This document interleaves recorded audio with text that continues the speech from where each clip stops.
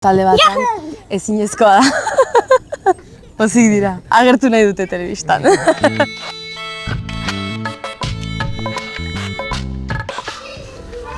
Ongi etorri Erlaitza eskolara.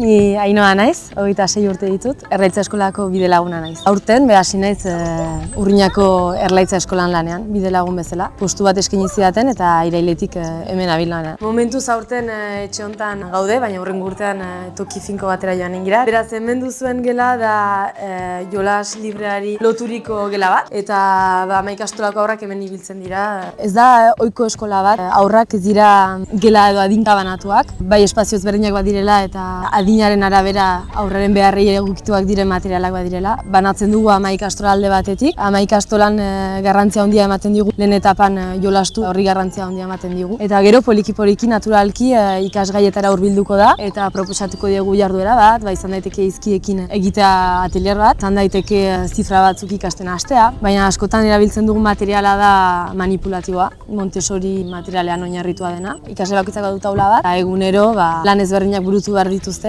Hola izaten da gure eguna.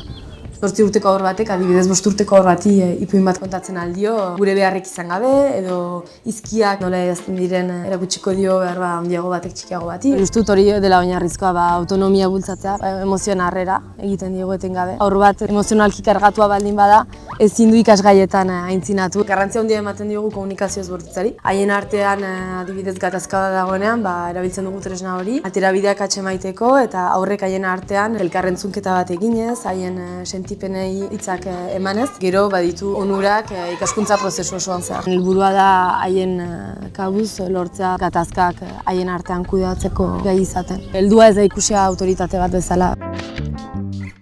Hemen inpresioa dut, naiz eta beste eskoletan berdin lan egiteko ohitura duan eta saiatzen nintzen emozio jarrera. Askotan kopuruak ez du bermatzen, ez nintzen iristen ikasle bakoitzaren beharrei erantzutea 25 ikasleko talde batean. Ezinezkoa da.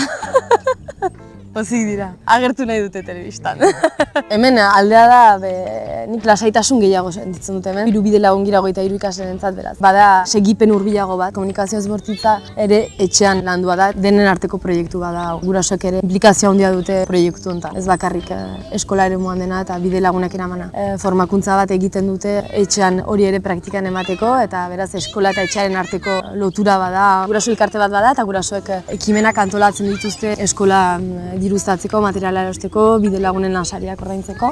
Eta gainera hilabetero ordaindu behar dute kota bat, eta ez dugu diru laguntzarik. Nire helburua izan da beti hezkuntza sistema ezberdinak ezagutu ahal izatea, eta horregatik naiz txaskenta baita ere hegoaldean, eta denek bat dute alde on bat, eta betidanik gogoa izan dut horrekin lan egiteko. Niretzat biziki aberasgarria izan da eskola mota ezberdinak ezagutzea. Profesionalki asko ekartzen dit eskola mota ezberdinak ezagutzea, eta xantzaban niretzat hemen izatea. Euskaraz den proiektua da, eta niretzat hori da oinarrizkoa den zerbait, euskaraz lan egin ahal izatea, euskal eskola bat egotea, hori ziurtatzea gure aurrek euskaraz ikasi dezaten eta euskaraz handitu daitezen.